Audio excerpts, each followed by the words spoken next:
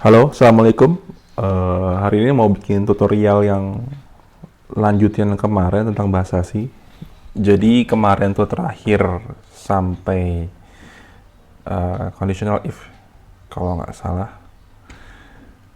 Jadi kemarin itu kita belajar conditional if yang sederhana. Hari ini pengen nambahin lagi yang conditional yang ada di C. Jadi gue udah bikin.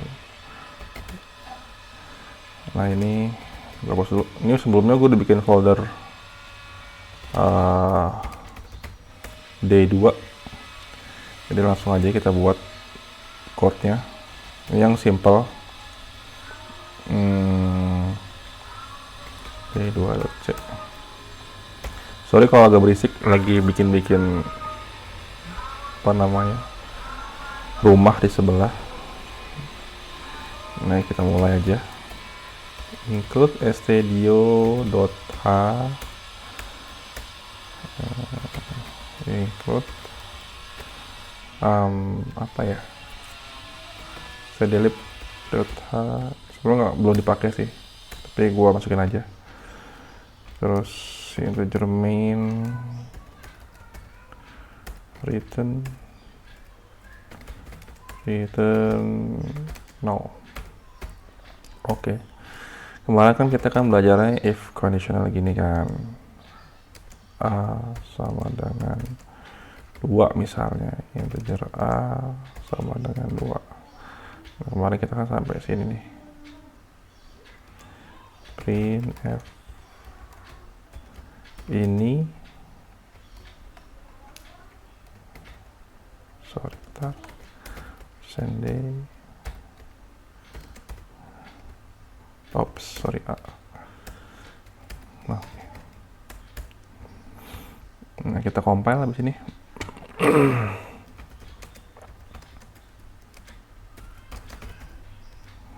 D2 run. Nah ini 2.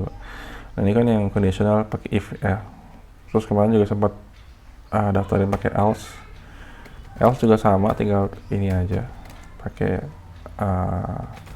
tinggal tambahin lah, susah amat ngomongnya. Bukan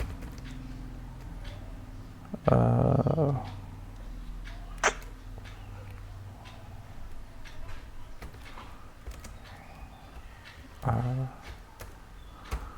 ini. Ups, nah ini 2, kalau kita ubah jadi 3.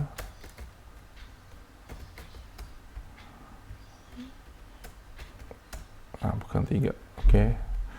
Jadi kalau misalnya ini juga kalau misalnya ada else lagi tengah, sal a sama dengan 3, printf ini else if, biar beda aja ya.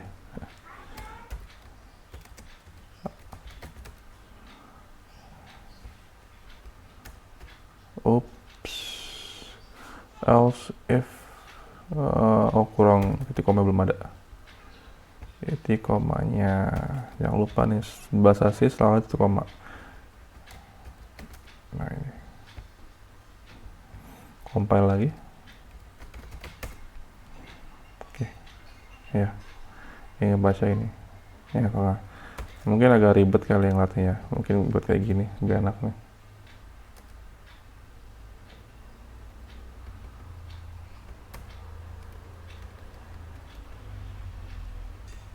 Oke,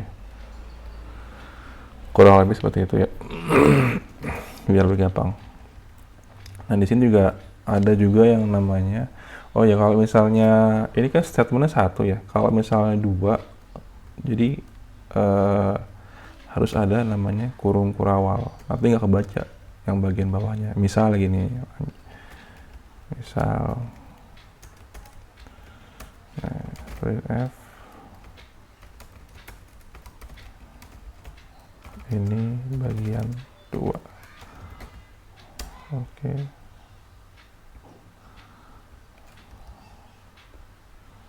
Sebentar. ganti 2.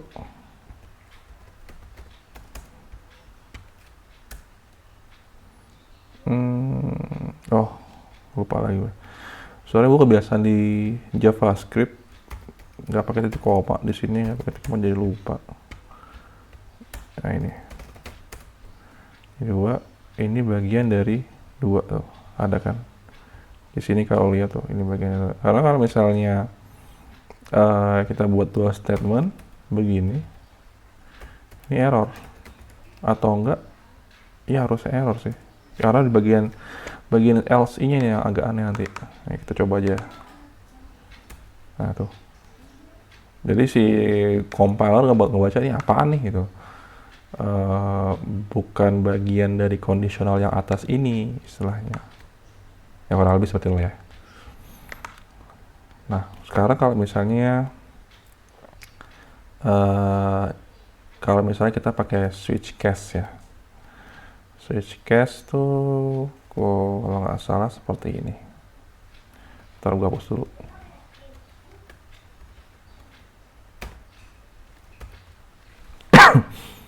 Switch. Nah ini ada switchnya. Ini variabelnya apa? Oke, terus kita case. Misal case-nya 1 dari F. Oops. 1 break. Case 2 printf 2 break, terus default, misalnya printf default.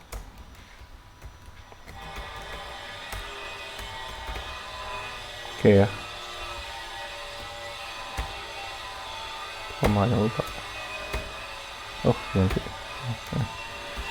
Nah, kalau kita compile hasilnya 2, jadi dia bakal milih case yang ini. Oke ya. Dan lupa di sini setiap case nggak mesti ada break. Jadi kadang-kadang lo pengen bikin suatu case-nya tuh case-nya beda tapi nilainya sama gitu. Misal ini 3 ya. Nah, lo misal lo nggak masukin break di sini, ini otomatis. Jadi ketika lo compile dan run, 2 dan 3 bakal ke print. Tuh. Kenapa? Karena di sini nggak nambahin break, istilahnya nggak mutusin case itu kali ya, istilahnya. Ya pokoknya gitulah. Jadi yang bawah tuh bakal kena juga. Seperti itu ya. Dan yang bisa dipakai switch case itu integer, long, char, byte itu bisa. Kalau string nggak bisa.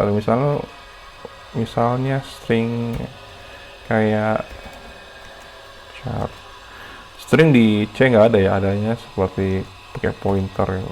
Nah, gini. C. Charlie. Ini. C. Ini nggak mau apa sih? Bakal atau enggak? Iya, ini nih. Ini nggak bisa nih, Charlie gitu, nggak bisa nih. Error. Ini udah error, udah kacau nih.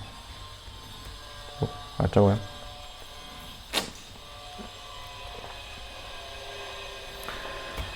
Jadi yang biasa pakai itu cuma kayaknya long, integer, char, terus dipakai.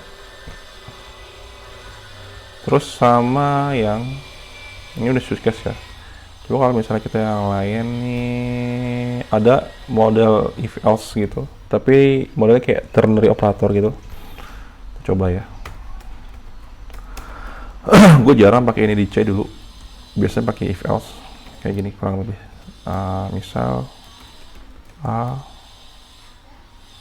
sama dengan 2. Ternary operator biasa lah, ada tanda tanya gitu-gitu. Printf.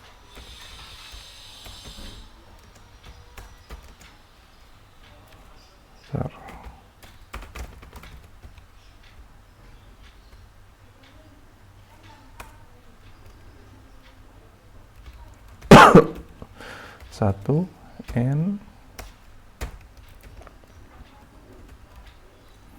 2n. Ini statement salah, pakai ini aja. Statement salah, bener kan ya? Nah ini statement betul. Nah kita coba jalanin,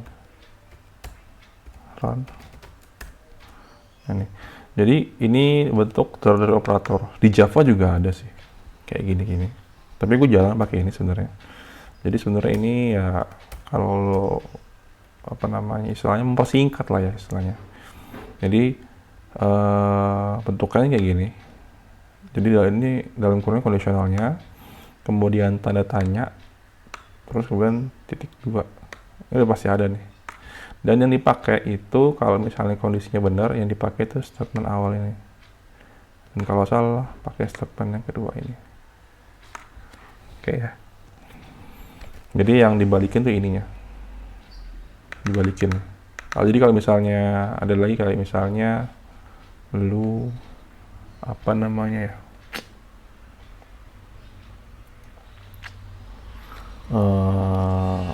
Kayak apa namanya sih? Bentar, gue lagi mikir dulu.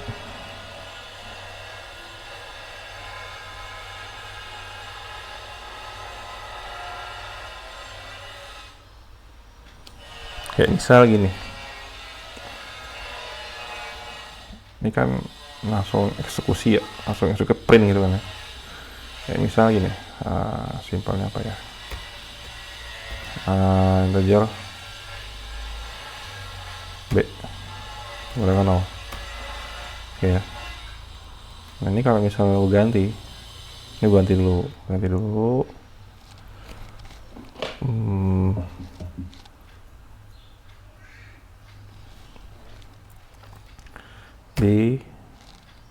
B lagi, ini kurungnya 3 misal, ini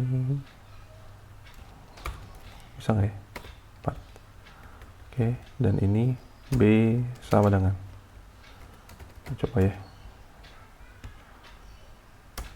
Nah ini belum mau gue print, sorry kita lihat print F. Nah kita lihat nilai B berapa. Mestinya sih nilai B nya itu hasilnya 3. B sama dengan %D